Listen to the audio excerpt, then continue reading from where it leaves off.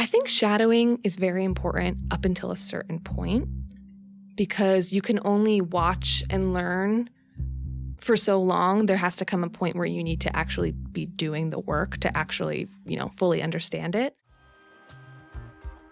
From the cubicle to the lab, the studio to the war room, climbing the corporate ladder, or joining a scrappy startup, experience a day in the life of the jobs you want. This is the Experience a Day in the Life podcast. We interview professionals, entrepreneurs, and recent grads about what a day is actually like on the job, hour by hour, or as we like to call it, their ADITL, spelled ADITL, which stands for A Day in the Life. This podcast will inspire you to gain experience beyond the classroom and launch a career of your own. We're your hosts, Chris DeBow and Matt Poe. Welcome to part 2 in the 2-part Entertainment Daily series. In part 1, we went through hour by hour in a day in Tara Reid's life as an associate producer at Entertainment Weekly. In this episode, we'll take you through Tara's career journey so you know what skills and experience are necessary to land a job as a producer in the entertainment industry. Tara always wanted to perform or do something creative for a career, and she's found ways to do both. She recently got promoted to video producer from associate producer and is taking acting classes. Let's learn how she did it and balances it all so you can too.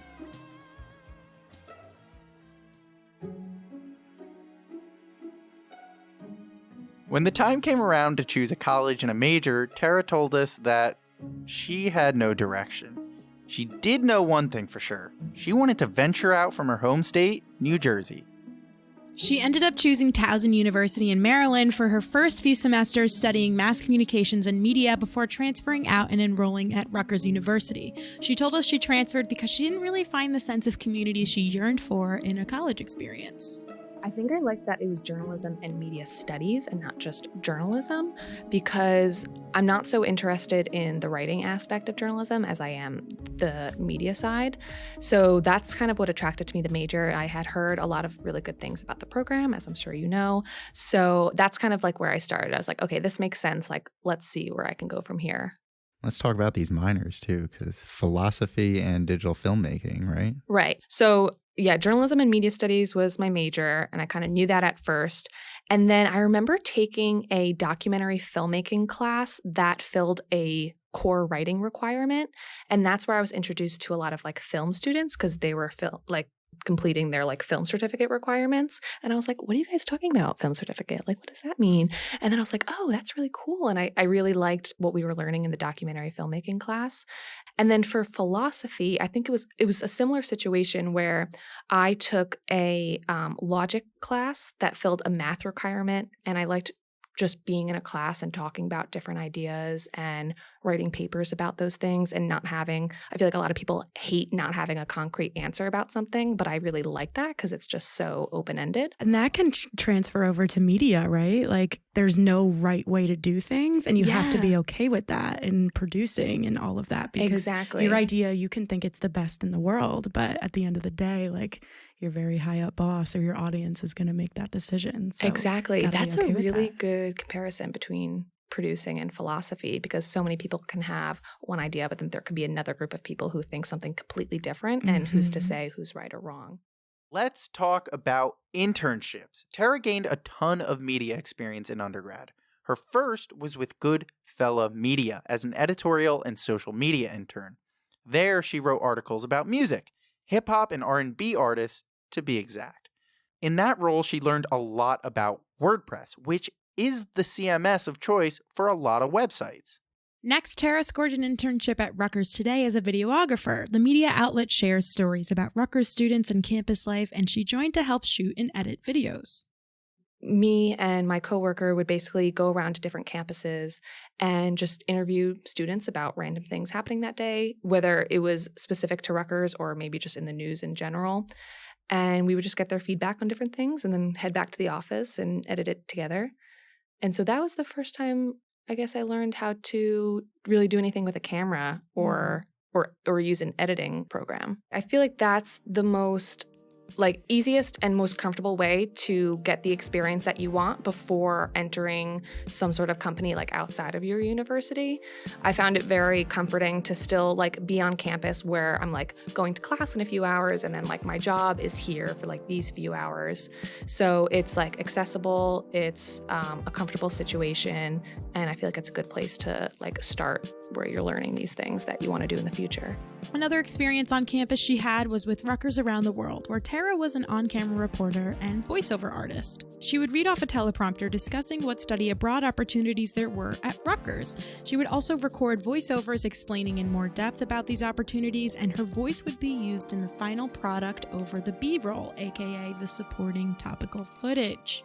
And I really, really loved that experience because it was the first time, I've been critiqued on performances before, whether it's like your body language or the way you're looking or presenting yourself.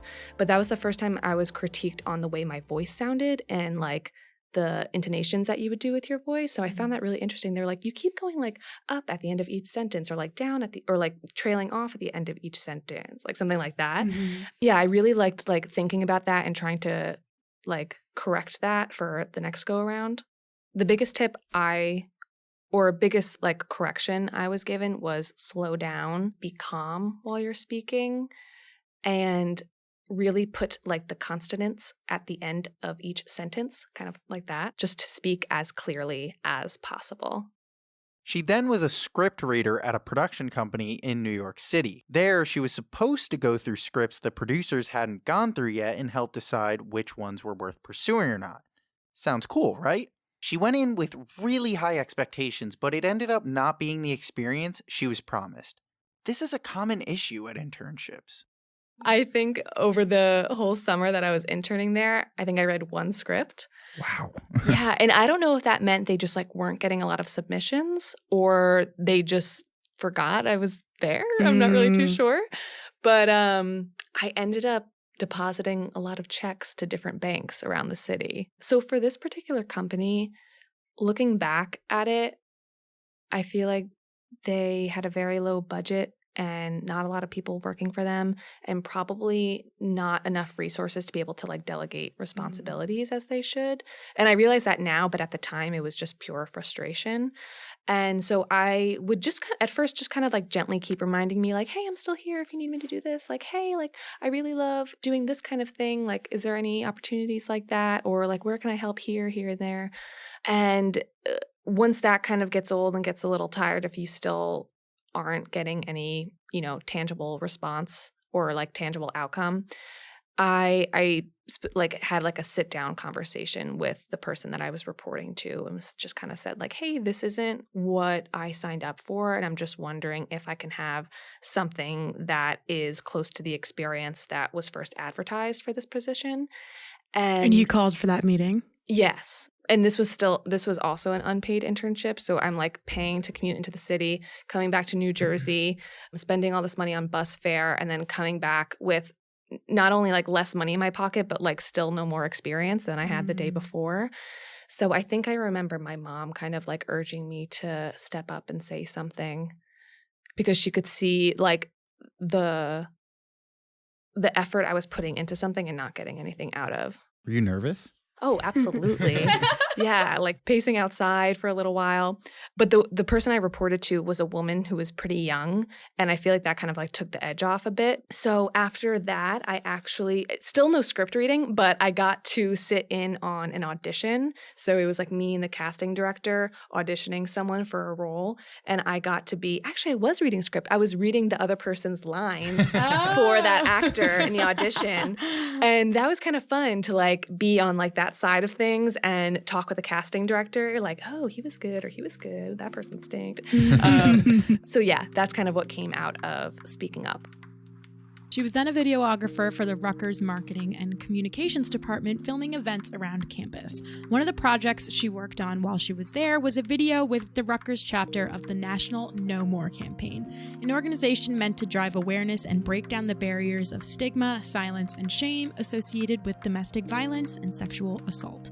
This was a cause she was able to marry both of her passions together with: advocacy and storytelling. I think I always considered myself a progressive person who welcomes change. But that was the first time I realized, like, oh, I can actually do things like that align with that. Like, I guess I always thought, like, oh, I always believe those things, and if I'm talking about it, I'll say it. But this was the first time I was like, oh, I can like take action and, you know, cross things off a to-do list while meeting the same end goal in a bigger way than just like talking about it with friends. During her fall semester of senior year, she landed an internship at NBC as a post-production intern, assisting editors in preparing promos, movies, and TV episodes for NBC Universal properties like Bravo, Sci-Fi, and more. She was pumped about this internship because it was the first major media company she'd have on her resume. What was she doing, you ask? Well, this experience is another example of the internship description not matching the day-to-day tasks.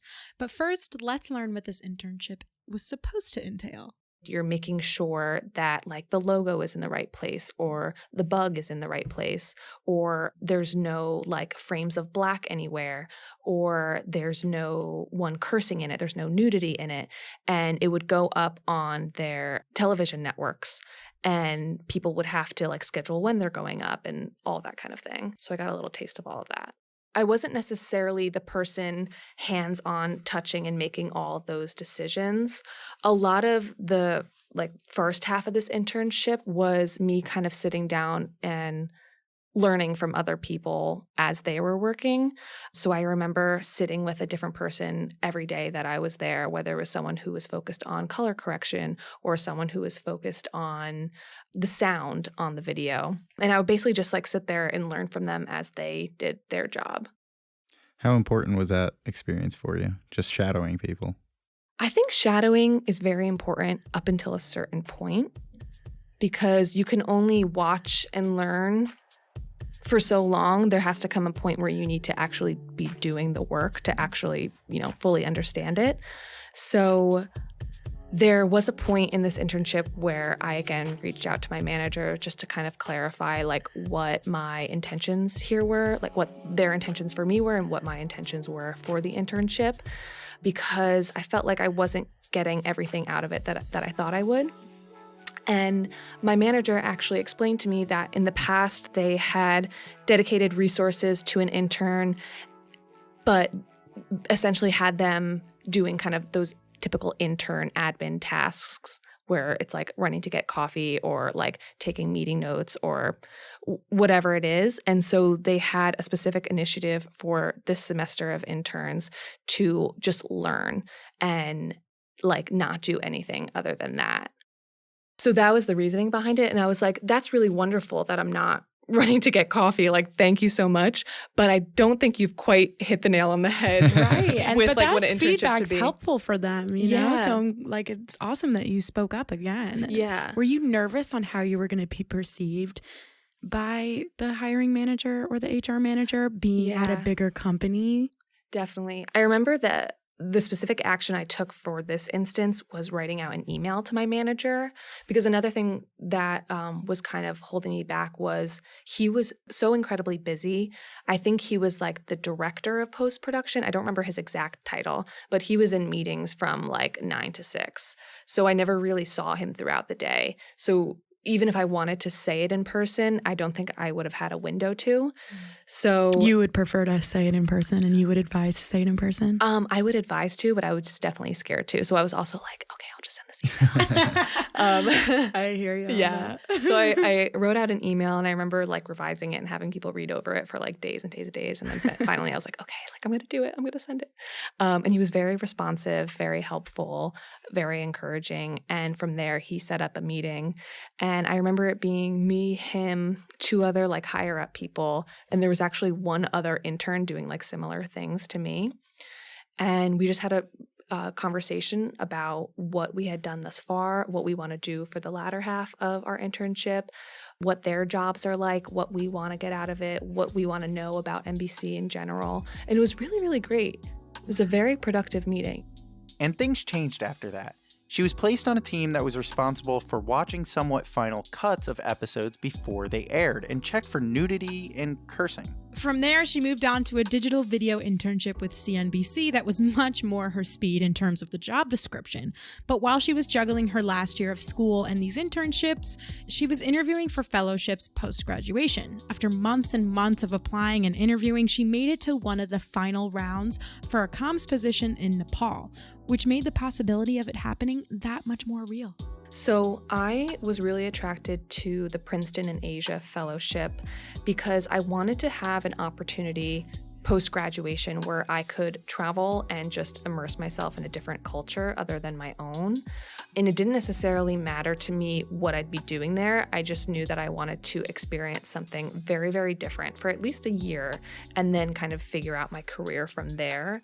And I thought post-graduation would be the perfect time to do that, but it's a very rigorous program and there was a long application process and interview process. Really? It's How very long? rigorous. So I applied, I want to say in like September or October of my senior year, and I made it past the first round, and then around January, we had in-person interviews, but also kind of just like conversations with alumni from the fellowship. So I remember spending like all day there, like talking to like 3 different people and just them asking about myself, me asking about their experiences. From there, I think there was like another round after that. It was like months long kind of thing. And I really think my background in media and communications helped me a lot with this position because I noticed that a lot of the other applicants were pre-law people. So they were up for very, very different roles than I was up for. And not a lot of like media people were applying to this fellowship. So I think that helped me as far as like getting to the final round in this. What was the moment that you found out that you didn't get it? Yeah. So I remember getting the email. I remember like where I was sitting to in my desk in my room off College Ave. I remember reading it and just feeling so sad, but so relieved at the same time. It was a really strange feeling because I was so upset that something I put so much time and effort to just like fell through the cracks. But I was also like so relieved that I didn't have to like say goodbye to anyone or just like upend my life to go move somewhere that I have, never been there before, don't know anybody there. I would be completely alone. Like, as much as I didn't want to admit it, I was like terrified at the idea, but I knew I just wanted to like push myself to do something like that. But I was relieved. Yeah. Relieved and sad. It's a weird mix of emotions. That is so interesting. Yeah. And it's funny because you said you were relieved that you didn't have to say goodbye because you would be put into this whole new environment, but that's why you applied in the first place. Exactly. Right? So that's so interesting. Now that you put all of your eggs in one basket and you learned that you didn't get it, what was the move then? So I decided to just chill out. I didn't let myself get worked up about like not having a job or not having any direction just then. I just wanted to like relax for a second. I felt like I've been like on like go kind of energy for like 4 years. And it was kind of nice to be like, okay, I don't have anything like planned tomorrow for like a quick second. And what I actually ended up doing was working for this like alcohol promotions company called Select Promotions. And I would go to different bars or events and like sample alcohol to people for like a few hours. Yeah. I would do that. And I was also going on a few auditions in the city for acting gigs. I signed up for Central Casting, which is a company that hires background extra people for like different TV shows and stuff. So I'm in the back of an episode on Younger, like, the show with Hilary Duff. Yes, Hilary and Duff. one for SVU. I just tried to find like creative ways to make money while I tried the audition route because I wanted to pursue acting. And this was the first time that I didn't have any other obligations holding me back from actually doing that. So yeah, I just went for it. But I am someone that definitely needs structure and organization in my life. And I need a plan for the next day. And I get like antsy when I don't have that. So although right after graduation, it was nice to relax for a second, that like didn't last long for me. So that's why I applied to my job at Entertainment Weekly. She applied right on the website, and surprisingly, her application didn't get lost in the abyss of applications. The job, associate producer at Entertainment Weekly in the video department. Among other reasons, she probably got a call back because of her captivating cover letter. So actually, before I explain the cover letter story, I guess I should explain the story that I'm telling in the cover letter. Okay. So my name is Tara Reid, and there is an actress named Tara Reid. And I joined Instagram before she did. So I had the handle at TARAREID. And she had it with maybe like the number 10 at the end or something. And I would constantly get tagged in photos of her, or people would comment on my photos telling me I'm a phony. Like really, really crazy things. Like celebrities who are taking photos with her would tag me as her. And the biggest person to ever do that actually was Steve Aoki. And I remember looking at my phone and being like, what the hell? Like I just had like a flood of followers come into my Instagram. And I was like, where are these people coming from? And then I saw the Steve Aoki post. And so many comments were like, haha, he tagged the wrong Tara. Like, look at that girl. She's probably so confused, blah, blah, blah, blah. Which was true. Yeah. Which is, yeah, accurate. And so a lot of Tara Reid's managers, or I don't really know exactly who they were on her team, but they were like reaching out to me, asking me to change my username. And one person actually offered to pay me to change it. So I had a conversation with him over email, and he ended up sending me $2,000 to change my Instagram name. Damn. Yeah. They originally offered $500 and a signed headshot. And me as like a 17 or 18-year-old was like, yeah, I know how to negotiate. How about $2,000? And they were like, sure, here you go. Like, it's fine.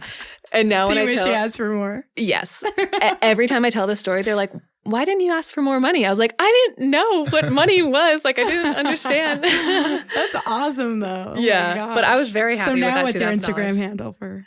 It's Tara_Catherine. So I'm just like ditching the last name and just going with the middle name. Yeah. So basically in my cover letter, I used this story to my advantage. And I wrote something like, in the year 2013 or 2014, Tara Reid bought my Instagram handle for $2,000. And she only realized that this was important to have after Steve Aoki tagged me in a photo of her. And then I kind of tied it into saying how I want to be the most relevant Tara Reid in the entertainment industry. And I feel like a job at Entertainment Weekly can get me that and can one day help me buy back my Instagram handle. So it was very like fun and campy and cheesy. Oh my God, I love that. But it kind of showed an interesting fact about me while also showing my admiration for the company in the and same ambition. vein. Yeah. Right. Yeah. So, and I realize that if anyone's listening to this, they're probably like, well, I don't have a famous name. Like, what are we all supposed to do? But I think the thing to take away from here is that cover letters should tell a story about you, and everyone has a different story, and everyone does have something interesting about themselves. And you can find a way to angle that looks, marketable to a company that you want to be at. It's just about thinking really critically about what that thing is about yourself. A few days after submitting that fire cover letter and application, she got an email from someone in HR, set up their initial phone interview, and from there she had an in-person interview. After that, she didn't hear anything from them for a very, very long time. And I was like, well, I tried my best, I guess. Basically, the summer after I graduated, I was like, let me do the things I've been putting off forever. So first it was like try auditioning. The next thing was get bunion surgery because I had a huge gross bunion on my left foot. So I got bunion surgery. And it wasn't till after that, when I was like recovering, I finally got an email back and they were like, hey, could you actually come back into the office for another interview? And I looked at the boot on my foot and I was like, sure, I'll be there on crutches. And that's exactly what I did. I remember my mom, thanks so much, Mom, paying for a cab for me to get into the city from New Jersey so that I wouldn't be like on the train with my crutches. Yeah. Oh my gosh, yeah. So nice. It's an expensive cab. Yeah, it really was. She was hired as an associate producer for the video team and worked in that role for 2 years until she was recently promoted to video producer, leading all of New York video production. You can learn more about that in part 1 of this series. But to get here, it took some candid and hard conversations to make this promotion official. But she knew she had to speak up because she wanted to be properly recognized and compensated for the work she was doing. Here's her advice she had for her 18-year-old self, but we also thought that it accurately describes the motivation to speak up and the will she had to wait the promotion out. I would tell my 18-year-old self to trust the timing in your life, but also know that you create the opportunities for yourself and you can't wait for them to come along.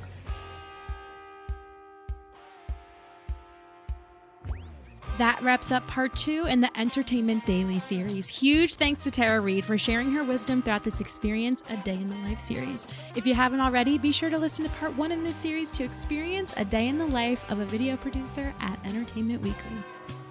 So they say you can't get a job without experience, but need experience to get the job. But luckily, we have quite the experience. You can join our team and experience a day in the life of the jobs you want by applying to be a student editor. Regardless of your major or amount of experience, this is the perfect stepping stone into any internship or career.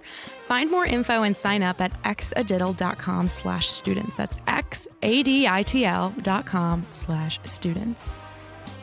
Thanks for listening. Head over to xadiddle.com. That's xaditl.com. There you can find the show notes for this series and more A Day in the Life articles. And you can get to know us and our guests more by joining our communities on social media. Follow at xadiddle on Instagram and on LinkedIn by searching for Krista Bowe and Matt with 1T Poe. If you learned something in this episode, please take some time to help our mission by leaving a positive rating and review of the show. Each week, we bring you a new interview series with guests from different jobs and different industries. In each series, we'll live a specific day in the life, hour by hour, and experience their career journey. So don't forget to subscribe.